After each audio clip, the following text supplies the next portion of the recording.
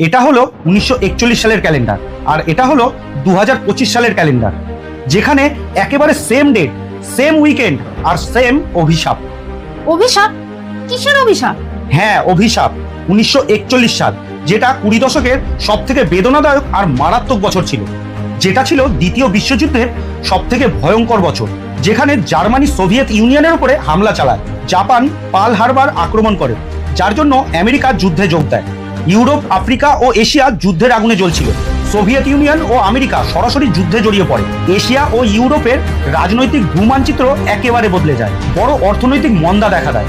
এছাড়াও এই বছরে অনেকগুলি ট্রেন অ্যাক্সিডেন্টও ঘটেছিল, আর কত কিছুই না ঘটেছিল সেই বছরে।